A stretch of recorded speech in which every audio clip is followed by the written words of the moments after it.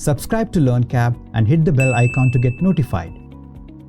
Hello guys, this is Professor Raj Kachalia and welcome to the second part of the RTP discussion. In this video, we are going to discuss the descriptive questions. Descriptive questions are starting from question number 16, but as you can see on the screen, I am starting from question 17. Sir, why like that, sir? Because guys, in question number 16, there is some error. Some error is there, some clarification is expected, some clarification is required, and it is still awaited from the institute. So once I receive that, I will record the 16th question again for you. Okay. In the meanwhile, let's begin from 17 and reach up to 25 in no time. What is your question number 17? First of all, let's read the question. Question 17, sir. Yes. What is the question? The tribunal has made an offer for order for the winding up of the company known as LTR Private Limited. Consequently, meaning after considering the report of the liquidator, okay, so tribunal passed an order for winding up. Winding up order passed means liquidator appointed. Liquidator has made a report, and in his report, liquidator is stating that Mr. Tejas has committed some fraud in the formation of the company. Okay. So what tribunal is saying? Tribunal directed Mr. Tejas, come here, be present in front of us for examination. Right? Mr. Tejas is saying that, tribunal, why are you calling me? Why are you calling? I was never a promoter of the company. I was never a director of the company. I was never an officer or employee of the. I have no relation only with the company. Tribunal, I have no relation with the company. Why are you calling me? Okay. What is the question in front of us over here? Question is, examine the tenability of the stand taken by Mr. Tejas, that if tribunal is summoning him and if he still does not be present in front of the tribunal, is it okay? Alternatively, also they are asking us to examine the rights available. Okay, I will just highlight it for you. Enlighten him of what rights are available to him while at the time of examination under the provisions of company. Pretty straightforward question it is, I would say. Pretty straightforward question. I mean, I would expect this question to come in a bit of a more complicated case study. But anyways, nevertheless, straightforward is even better for us to revise, right? So here in this section, what are they talking about? In this question, they are talking about power of the tribunal to order a person to attend whenever he is summoned and examine such person. What does the provision say? They have given a reference of section 300. You can read the provision on the screen, which says that as per section 300, whenever winding up is ordered and order of winding up is made, subsequently liquidator is appointed, subsequently liquidator finds some report, something wrong in the company, and he files a report, I would say, files a report stating that the director of the company or the promoter of the company is engaged or involved in some kind of a fraud with respect to formation of the company. Okay, fraud with respect to formation of the company, or as per the language of the act, they say promotion of the company, formation of the company, business or conduct of the affairs of the company. Anyway, if you are involved in any such kind of frauds or cheating or anything, in that case, point number one, tribunal can direct what? A summon order. You can be summoned in front of the tribunal. Yes, you can be summoned in front of the tribunal and be examined as to the promotion or formation or conduct of the business, or as to his conduct and dealings as the officer thereof. They have given his conduct in dealings and officer thereof as the third point, which is not appropriate way to write. So we are putting it as a second point, additional point. Just a correction we did in the article. Hence, provision says as per section 300, this is the provision of the law. So Mr. Tejas, whether you are involved or you are not involved, now I don't care. You are involved in the promotion, formation or no, I don't care. Business affairs or no, I don't care. Tribunal has summoned you. You should be present in front of the tribunal, and that's it. No further arguments. Tejas is saying, but what are my rights if I have to be present in front of the tribunal? Do I have any authority? I mean, why is the tribunal calling me? What can be the reason for calling me? Tell me something at least. Yes, of course.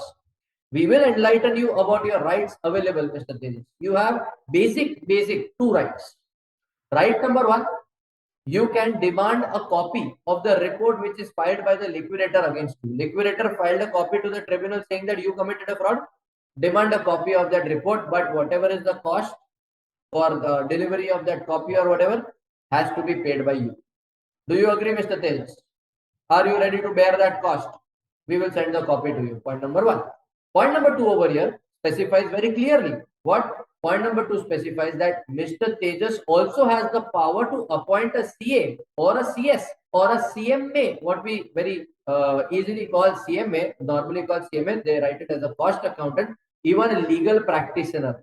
That is the power. Yes, this person, CA, CS, CMA, or a legal practitioner who is appointed by Mr. Tejas as a representative of Mr. Tejas, this person will attend on behalf of Mr. Tejas in front of the tribunal. But then whatever this person says, whatever this person who is a representative says, whatever he states, whatever he claims, everything will be as good as on behalf of Mr. Tejas, and Mr. Tejas will be held liable for it. So, Mr. Tejas, would you agree for the, as a matter of fact, to appoint somebody, or would you like to go on your own? Yes, Mr. Tejas, this is your time to answer. Understood? So we are enlightening in this way Mr. Tejas about his rights. Is that clear?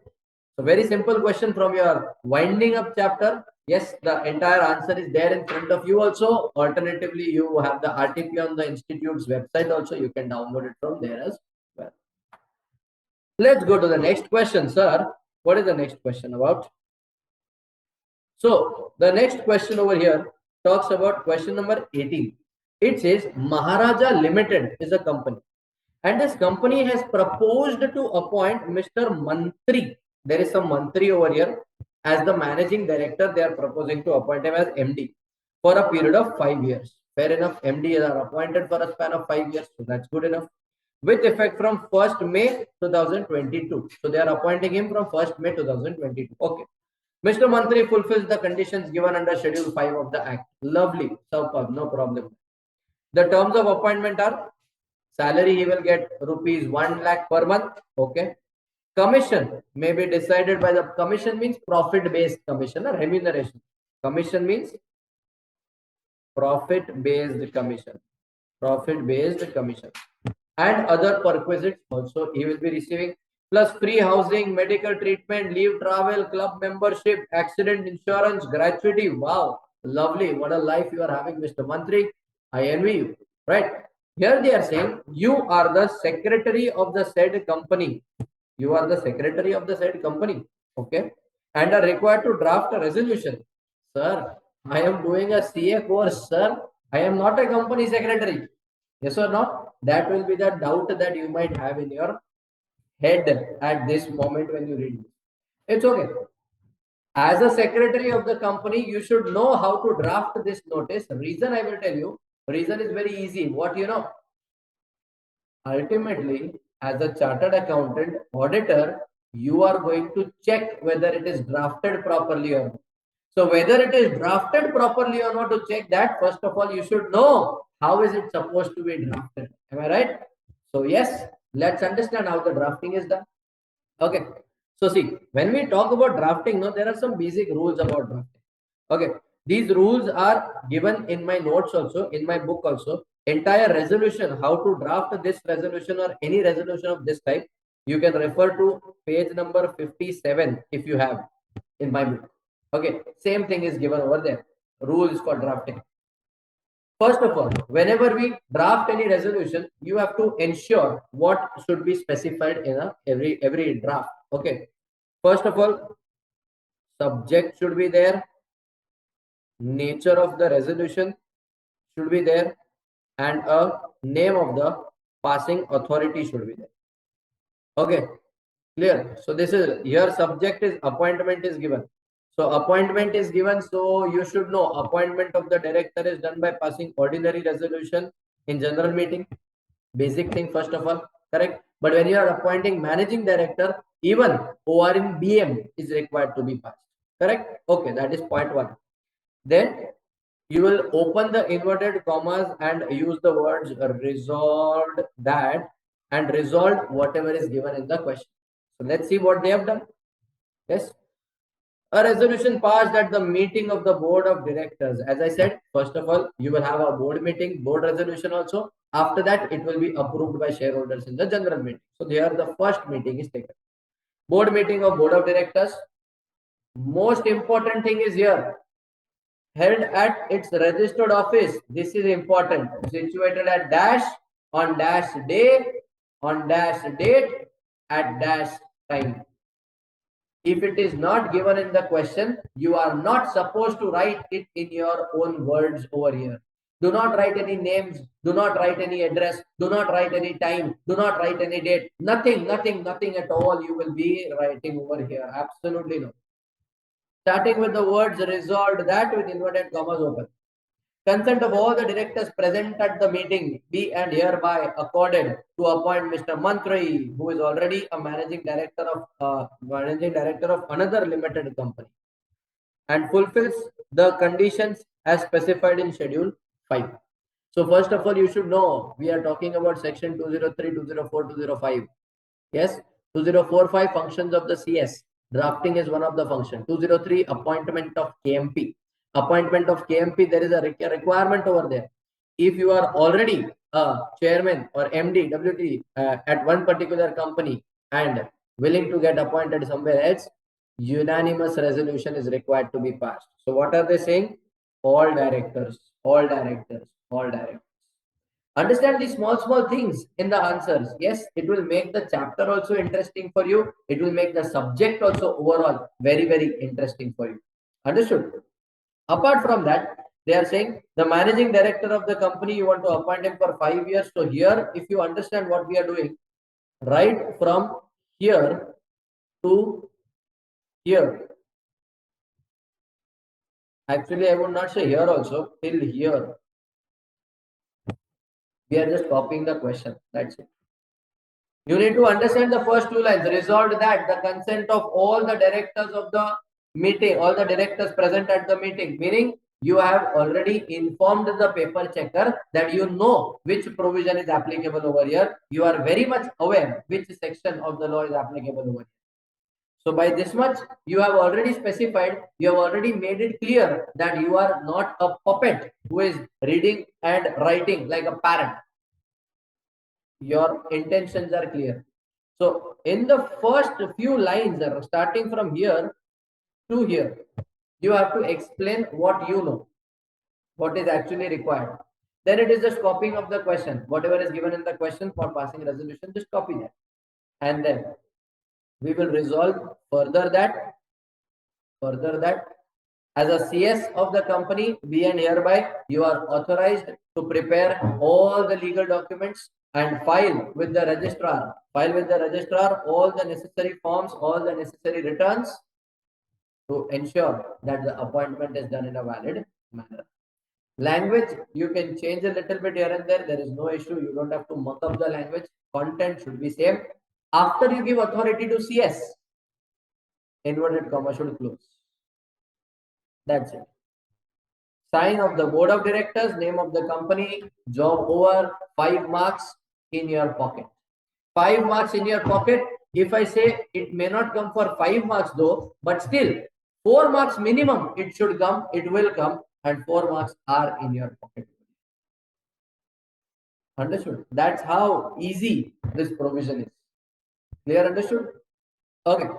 Let's go to the 19th question in front of us now. 19th question number 19, sir. What is there? Charming Limited. Wow. What a name of the company there. Charming Limited. It's a listed company. Whoa. The moment I read the word listed company, the immediate thing that strikes to me is SEBI. Something related to SEBI will come over here. Let's see. Has constituted NRC. Okay, listed company NRC, meaning section 178 Companies Act plus SEBI also has NRC for listed companies. So both provisions are there. Let's see what they are asking. Consists of 5 members. Okay. Chairman of the committee is ID. Chairman of the committee is independent director. Is this a requirement under Companies Act that the chairman of NRC should be independent director? No, sir. SEBI? Maybe. We will check. Slowly. And 3 other independent directors are present besides the chairman of the company, who is a whole-time director, has also been adopted as the chairman of the committee. Okay. Based on the given information referring to the provisions of LODR, what we have to check? First, compliance requirement in the composition of NRC.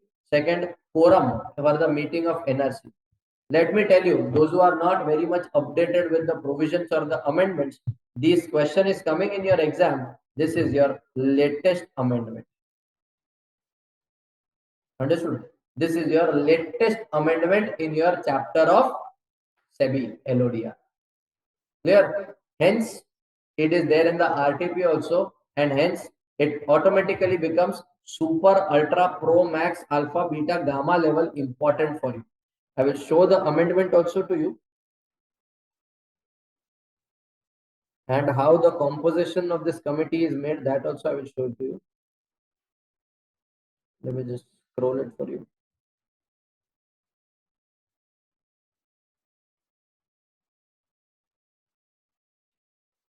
See this. If you can see this, guys, this is from my summary notes. Yes, this is from my summary notes. You can very well see the latest summary notes where the provisions we have added over here. So yes, in the notes, as you saw, composition of NRC entire process is given. 2/3 is the minimum number of members now required. Old provision was 50%. Now it is not 50%, it is 2/3 as per SEBI LODR, not as per the Companies Act. Understood? As per the SEBI LODR, now it is 2/3 requirement. So I will bring the answer in front of you. See this. There we are. So as per regulation number 19 of the SEBI LODR regulations, Board of Directors shall constitute, BOD shall constitute NRC. As a part of this NRC, they are saying the compliance requirement of composition of NRC. First, committee shall comprise of at least 3 directors. All directors shall be non-executive directors.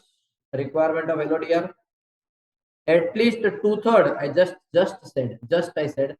At least 2/3 shall be independent directors. At least 2/3 shall be independent directors.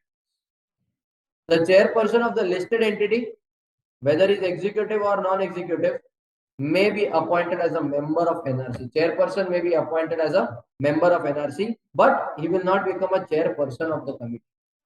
Chairperson can be appointed as a member, but chairperson of the company cannot become the chairperson of the committee also. No, different people will be appointed. The NRC of Charming Limited meets all these requirements. If you read the question again, you will realize it meets all the requirements, and hence it is in compliance with SEBI LODR regulations. Point number 1. Question number 2 was quorum. Sir, what is the quorum required? Quorum, either 2 members or 1/3 of the total members, whichever is higher. Same like company law, yes or no? Yes. Same like company law, section 174, quorum. Same provision is there, 1/3 or 2, whichever is higher. Only thing extra over here is at least 1 independent director should be compulsorily present over here in this NRC meeting. Understood? So that is one extra point which is required. Otherwise, answer is same. You want to refer this answer from our notes also. You can refer it from our notes also. This answer is there in our notes. I will tell you the reference if you want. It is given on, if you are my student and having my notes, it is given on page number 204, 205 of the latest copy of the book. Yes, on the latest copy of the book, page number 204 and 5, this entire table which I showed you on the screen sometime back, it is there. Yes, you can take it from there. Understood? So yes, exact concepts are there from our book. Nothing you need to go outside, do anything from outside. Just refer the notes very properly and your job is done. Clear? Let's go to the next part, sir. Question number 20. Sir, what is question number 20? Let's go through the question first. S&M Private Limited, classified as a small enterprise. Okay. Small enterprise. Corporate debtor. Oh. Corporate debtor means insolvency bankruptcy code, and small enterprise means MSAB portion. They are talking about the PPIRP concepts, pre-packaged insolvency resolution process concept over here. PPIRP. They have made an application to the adjudicating authority for initiating PPIRP. We knew that already. Requirement for filing application specified by adjudicating authority by an order admitted and application commencing PPIRP. Okay. Referring to the provisions of IBC, we have to answer three questions. 1, 2, 3. First, external agency of which an approval would be sought based on the base resolution plan prior to making the application for adjudicating authority. Can we need to explain this? First of all, can we take approval from external authority? What is base resolution plan? Do you know what is base resolution plan? Guys, these are very important concepts, okay, in this chapter. Super important concepts of PPIRP or of IBC chapter as well. If you know it, nothing better than that. But if you do not know, PPIRP video has also been uploaded by me on YouTube as a part of amendment. Latest one, you can just YouTube search Harsh Kachalia PPIRP. You will find the video. Understood? Without fail, refer to the video. Without fail, I'm saying, guys, refer to the video. It will be very, very important for your exam. You can definitely expect question from the PPIRP portion in your exam. It is amended. Hence. Second, circumstances causing invitation for submission of the resolution plan or plans. This is your ARP, alternative resolution plans. So base resolution plan, first part they asked. Alternative resolution plan is the second question they asked. And third, consequences of not approving the resolution plan by the COC. What? Company will go into liquidation. Let's check it out. What are the answers? So guys, as you can see, three questions are there and 3 points are there in the answers. Before I begin with the answers, if at all you are holding my notes in your hand already, I will tell you, refer to page number 236 for this answer.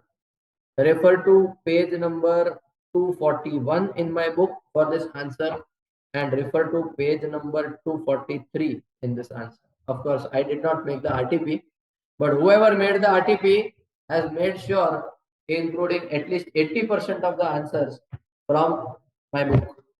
So I feel very happy about it right now, right? Anyway, first of all, approval of the external agency. What does the provision say? S&M Private Limited corporate debtor shall seek approval. Shall seek approval of the financial creditors to the base resolution plan. You can definitely seek approval of the financial creditors of the external agency also to the base resolution plan. Circumstances causing invitation, first, where the committee does not approve the BRP. BRP is approved, then I don't need alternative plan. BRP is not approved, hence I need alternative plan.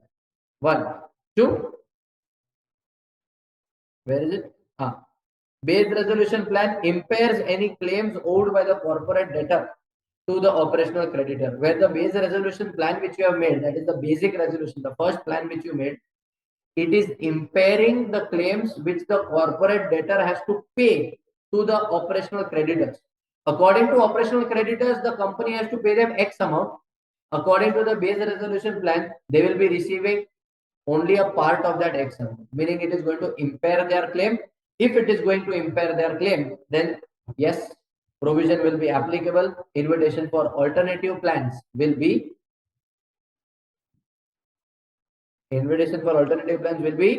given. Yes or no? Yes. Next, consequences for not approving the selected resolution plan. Sir, if the selected resolution plan, if it is not approved by the COC, resolution will file an application for termination of PPIR.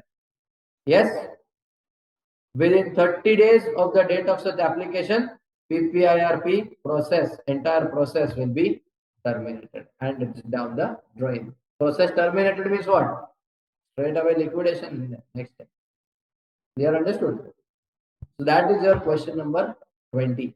17, 18, 19, 20. 4 questions we discussed.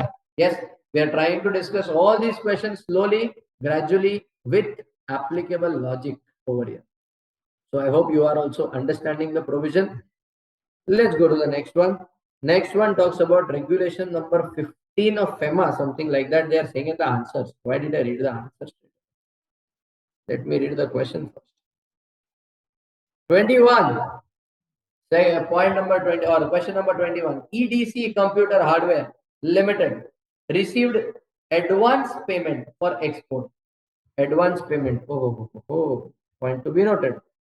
Remember, LIBOR plus 100 basis points, maximum advance payment that you can receive. Yes or no?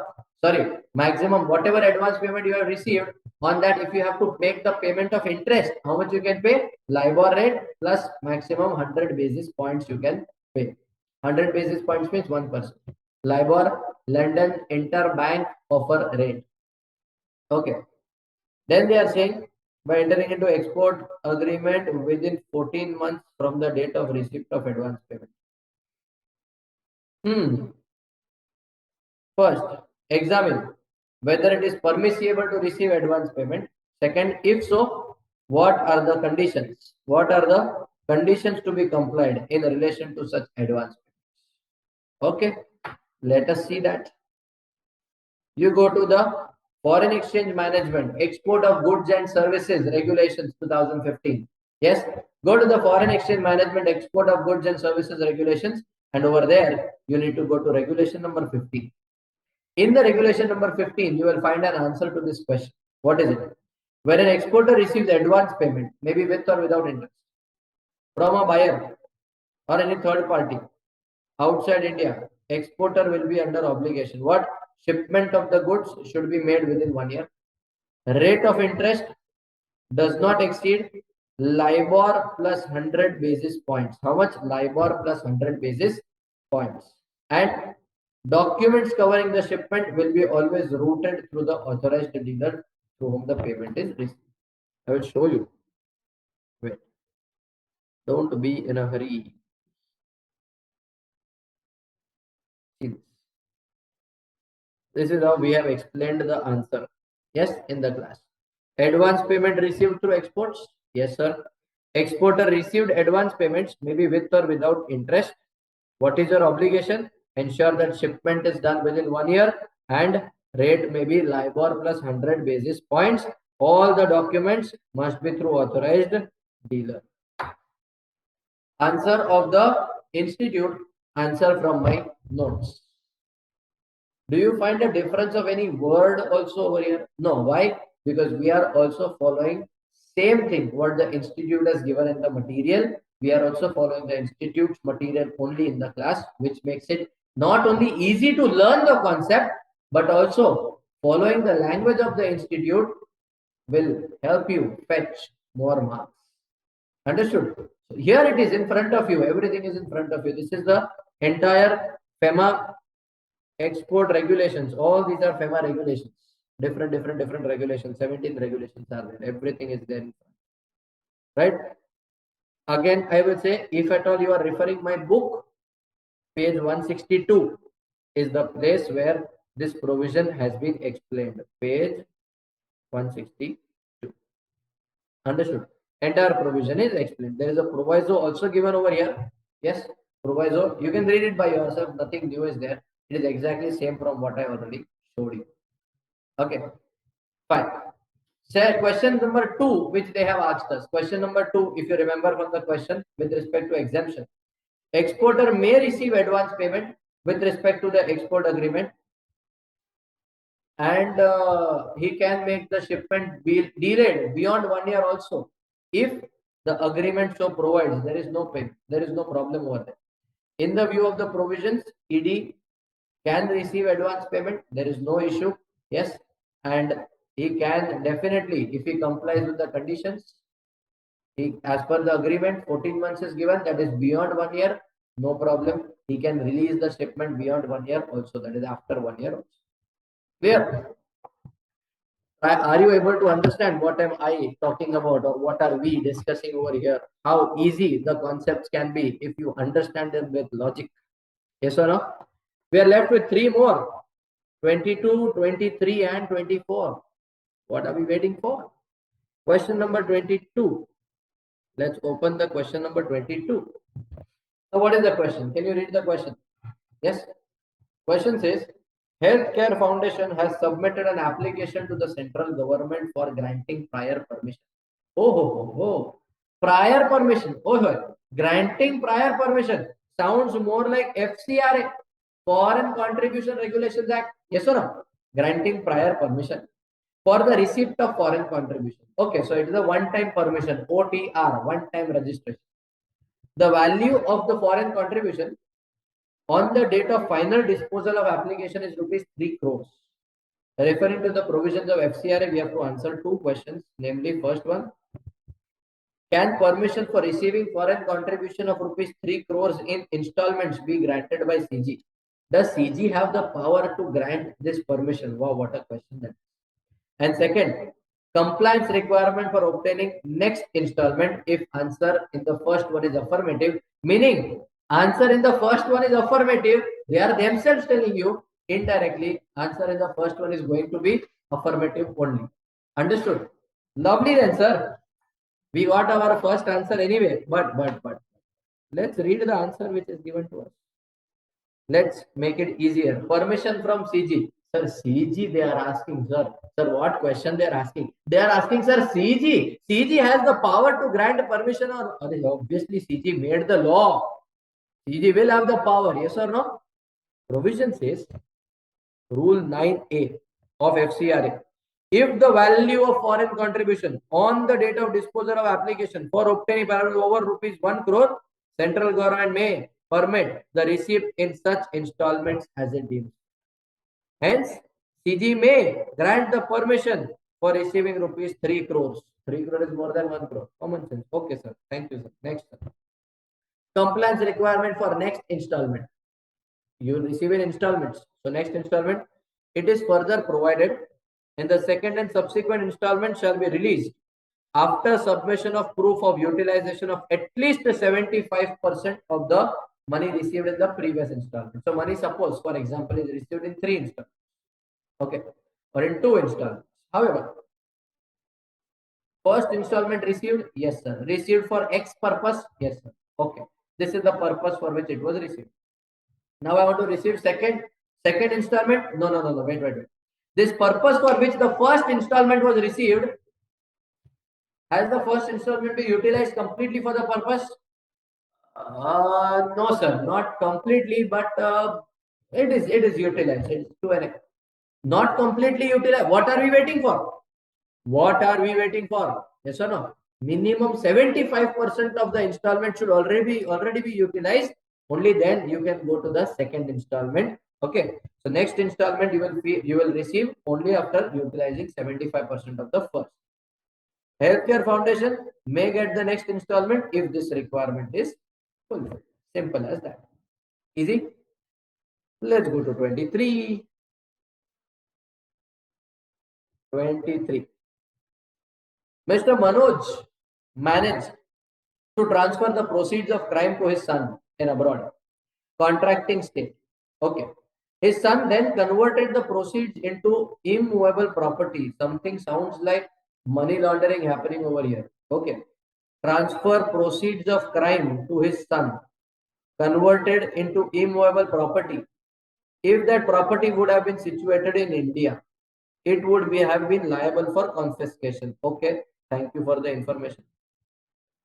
Will Mr. Manoj succeed in escaping the investigation proceedings over here and the property situated abroad not being subjected to confiscation? Yes or no? Will that property be liable for confiscation which is situated outside India? Explain, referring the provisions of the Money Laundering Act. Fair enough. Logically think, first of all, think about the answer. A person did money laundering in India. From that money laundering, he received some money, which are known as proceeds of crime.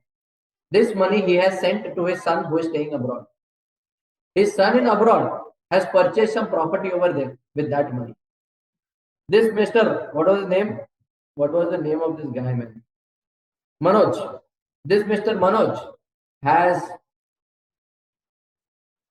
transferred the money, but will he be liable for investigation now over here after entire money is already transferred? Number one question. Number two question, what will happen to that property which is already done? Can that property which is located outside India be liable for confiscation? Because as a matter of fact, we know that if the property is located in India, it will be liable for confiscation. But this is not in India. So what will? Let's have a look. What does the provision have to offer? Section 57 of PMLA, reference is given. Special court, if satisfied, may issue letter of request to the court or authority in the contracting state. In the contracting state, that state. Abroad. Contracting state means that state abroad, that country abroad, which competent to deal with such request to examine the facts, circumstances of the case. Steps such taken by special court may specify in such letter request and forward all evidence so taken collected to the special court issuing the letter of request. So what they are saying? Over here, whatever you have, you forward it to court over there. Okay. And request them to do the inquiry on your behalf if they are competent court. Right? And they will also submit whatever they find after the inquiry to your special court over here.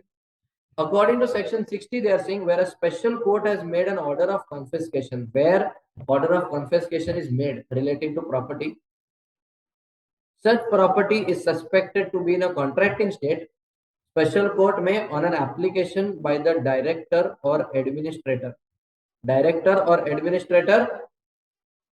issue a letter of request to the court in the contracting state for executing such order.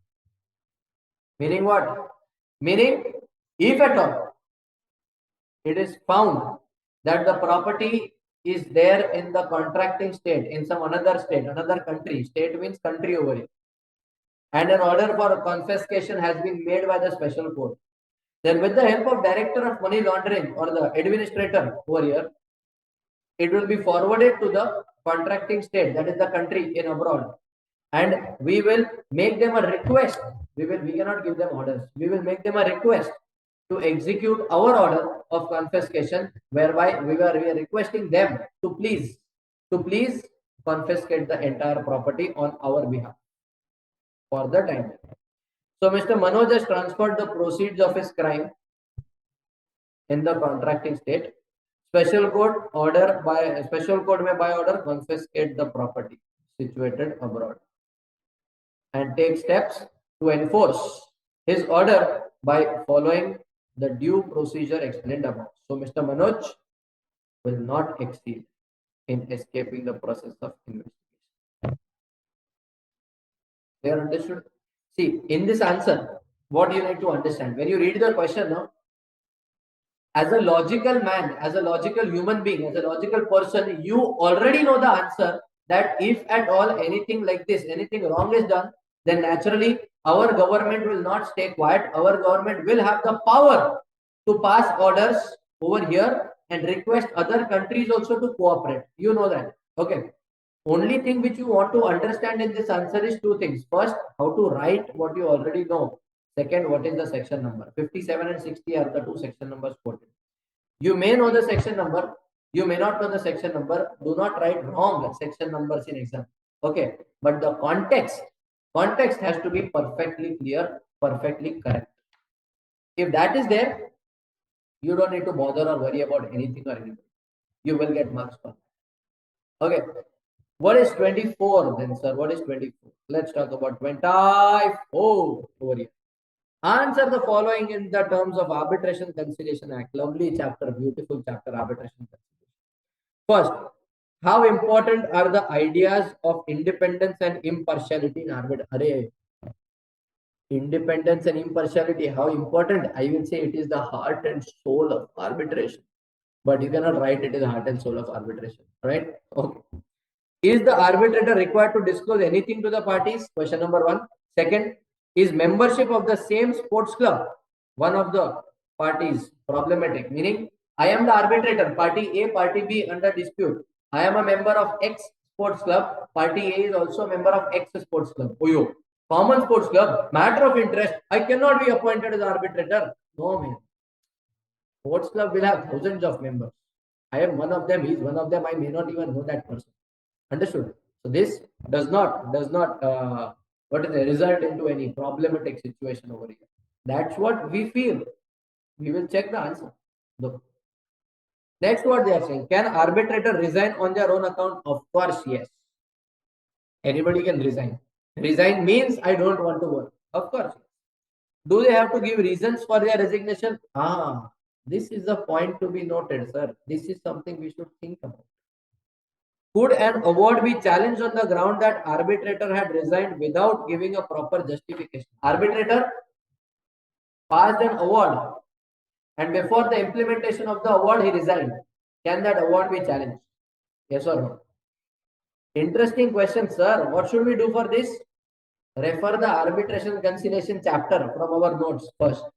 This particular concepts of unbiasedness, impartiality, all these concepts are there in the book. Yes or no? Everything is there in the book. All you need to do is understand the interpretation. You can write the answer on your own. Correct? Let's discuss whatever we said while reading the question. Is it correct or not? The arbitrator are having the duty to disclose anything and everything received from one party to another party. There is a feature, there is a requirement of arbitrator, a rule that he has to follow. Avoid unilateral communication with any single party. So any information received from one party, arbitrator should disclose it to other party. One party, other party, one party, other. Disclose everything. Yes, yes, yes. Or the lawyers might give rise to justifiable doubts that arbitrator is listening to one party, not telling it to another party. Definitely arbitrator is being biased with one party only. We should remove the arbitrator. Yes or no? That can happen. Such an association is too remote to count as a relation. What? Membership of the same club. No, it is very remote, means very remote a possibility that it will affect the interest. No. So it is not a point that will attract biasness or partiality or independence will be affected. No problems will be there. Arbitrator can resign. We said obviously he can resign. Everybody can resign. Important is what? Without giving reasons for resignation. So the parties do not affect the validity of the arbitration. This action does not affect the validity of arbitration. I'll give you an example. I told you it is an interpretive question. Read the question properly, what they have said. They have said, arbitrator resigning without giving proper justifiable grounds. Will it act as a ground for the parties to file an appeal or challenge the order? Yes or no? Direct question, direct answer, not there in the book. But what is given in the book is what are the grounds where challenge can be raised by the parties under arbitration. Challenging of an award can be done in what cases? And if you read the cases, arbitrator resigning without giving reasons is not a case over there. Understood? So indirectly you understand, yes, I am not a bad boy, which will mean I am a good boy. Right? Which will mean I am a good boy. And learn to interpret. Your answer is right in front of you. Clear? Understood? Lovely. Next, we talk about question number 25, which is apparently our last question in the RTP. Yes? Question number 25.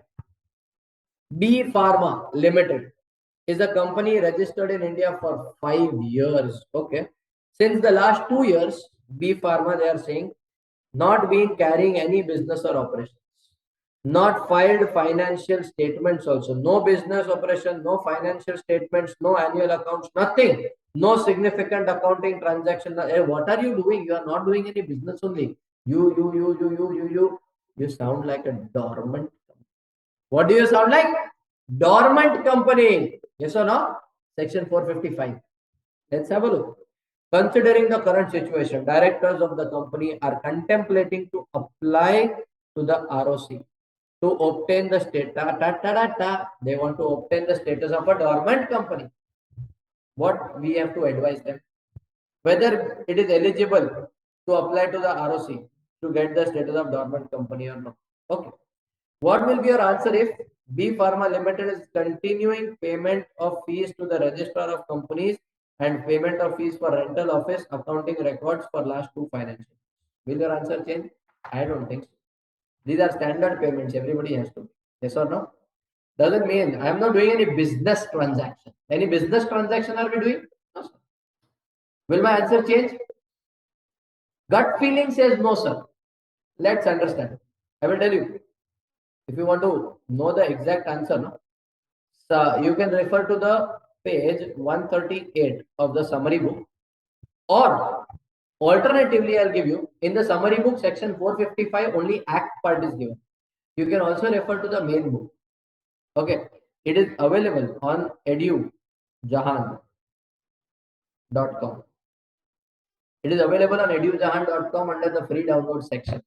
You can download it and refer it. And if it is helpful for you, don't forget to bless me. Yes or no? I will always have you in my prayers, of course, till your exams, after your exams also. But don't forget to bless me, and don't forget to like and subscribe if you are watching this on YouTube. Understood? Thank you very much.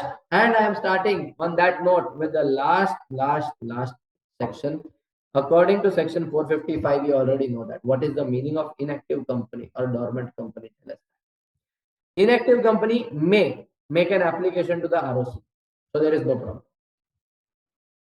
In such manner prescribed for obtaining the status of dormant company. Of course, inactive company may make application to the ROC for obtaining the status. So, okay. Here, inactive company means a company not carrying on any business operation, no significant accounting transaction during the last 2 financial years. Okay. No significant accounting transactions during the last 2 financial years. That is an inactive company for us. Fair enough. Inactive company. Okay. Plus, they are saying not even filed financial statements, annual returns last 2 financial years. So my B Pharma company, which is given in the question, perfectly suits the given conditions.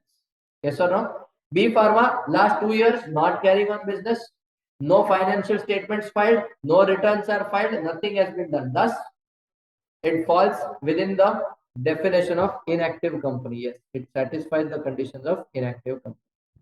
Hence, it will be eligible to apply for the ROC. Yes, it will be eligible. Understood? Second question. Let's answer that. According to the explanation given in 455, which is given in the Act itself, you don't need to read the rules. According to the explanation, significant account transaction means what it is given. They are saying any transaction other than payments to the ROC, payments required by the law, payments required allotment of the shares, or payments of what is saying maintenance of office and its records. So B Pharma is still eligible to apply exactly what we discussed when we discussed the question, right? They were eligible, they are still eligible because the expense which you are telling us in the question is not a significant expense, and hence they will definitely be eligible. Is that clear? I hope, my dear friends, this video is helping you to revise your concepts very clearly, very perfectly, and I hope that you will clear in your exams with brilliant marks. Yes, God bless you, my dear friends, and I will see you in a new video with some new topic, some new amendment, some new discussion. Until then, Harsh Kachalia signing off. God bless you all. Thank you very much.